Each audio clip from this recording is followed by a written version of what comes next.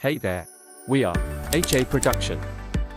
The title of the story is The Brave Little Robot.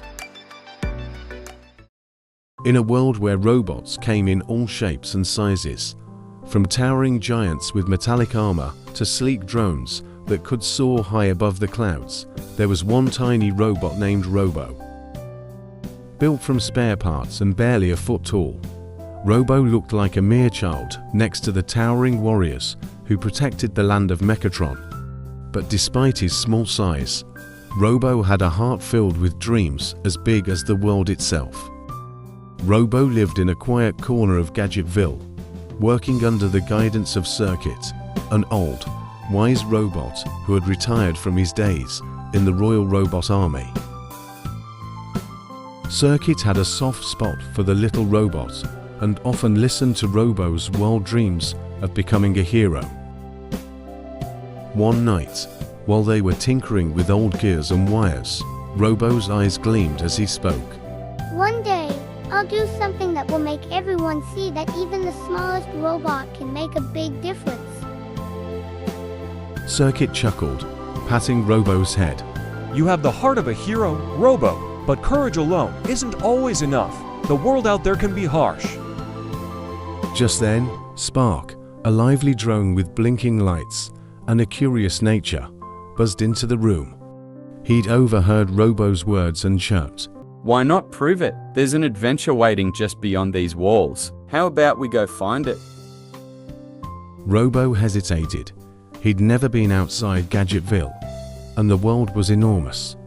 But his dream called to him, and he nodded, his heart pounding with excitement. Early the next morning, as the first light of dawn illuminated the metal hills, Robo and Spark set out on their adventure. They didn't have much, a map sketched on a piece of scrap metal by Serpent and a bag of spare parts. But they had each other, and they had hope. As they journeyed beyond Gadgetville, they encountered towering robot guards from Mechatron's Royal Army. These soldiers wore badges of steel, each one a symbol of strength and loyalty to Queen Electra, the ruler of their land. When Captain Volt, the captain of the robot army, noticed Robo and Spark, he scoffed. "What is a tiny bot like you doing outside the junkyard?" he said, sneering at Robo. Robo clenched his tiny metal fists and looked up at the captain. I'm going to prove that even a small robot can make a big difference, he said confidently. Captain Volt laughed heartily. "Well, good luck with that, Tin Can," he said, dismissing Robo with a wave. But just then, a message crackled over the captain's communicator. Queen Electra's voice sounded urgent. We have a serious problem. The power core of Mechatron is weakening, and if it fails, our entire city will be left in darkness. Only the Sparkstone crystal can restore it, but it lies deep within the caves of steel, guarded by fierce mechanical beasts. The captain's expression turned grim. The caves of steel were dangerous, and only the bravest of warriors dared to enter. He prepared to summon his strongest soldiers, but before he could, Robo stepped forward. I'll go, Your Majesty. Robo said boldly. I'll bring back the Sparkstone. Queen Electra was silent for a moment, considering. Little one, this journey is treacherous. Are you sure? With a firm nod, Robo replied. I may be small, but my heart is strong. I believe I can do it. Spark chimed in with enthusiasm. And he won't be alone. I'm going too. The Queen, impressed by their courage, agreed. Very well. Go forth, little Robo. May you bring back hope to our kingdom. Robo and Spark traveled 4 days through valleys of rusted metal and over bridges of whirring gears. Along the way, they faced obstacles: a river of molten iron, towering piles of discarded robot parts, and strange creatures made of scrap metal. Each time, Spark would scout ahead and help Robo find a way through. Together, They proved that teamwork and determination could overcome any challenge. Finally, they reached the entrance to the Caves of Steel. Inside, the air was filled with a constant hum, and shadows danced on the walls. At the center of the cavern lay the Sparkstone crystal, glowing a brilliant blue. But just as Robo reached out to grab it, a fierce mechanical beast, a steel serpent, unfurled from the shadows, its red eyes glowing menacingly. Robo's circuits trembled with fear, but he remembered Circuit's words.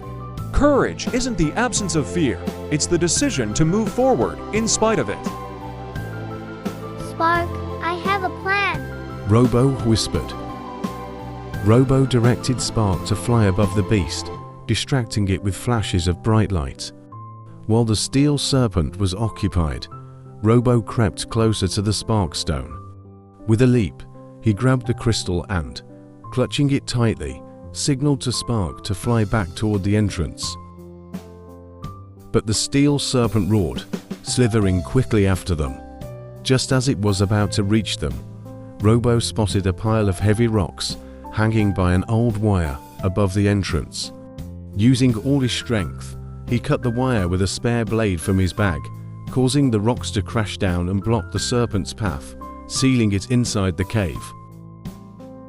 With the Sparkstone in hand, Robo and Spark made their way back to Mechatron. When they arrived, they were greeted by a cheering crowd. Robo stepped forward and handed the crystal to Queen Electra, who placed it within the power core. Instantly, the city lit up, brighter than ever before. Queen Electra smiled at Robo. You have done the impossible, little one. You have saved Mechatron. Even Captain Volt, who had once laughed at Robo, bowed respectfully. I was wrong about you. He said, humbled. You've shown us that true bravery comes in all sizes. Robo beamed with pride, his dream fulfilled.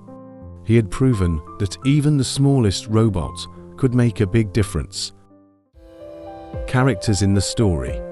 Robo, a tiny, courageous robot with big dreams. Circuit, Robo's mentor. An old, wise robot. Spark, a mischievous yet friendly drone who becomes Robo's travel companion.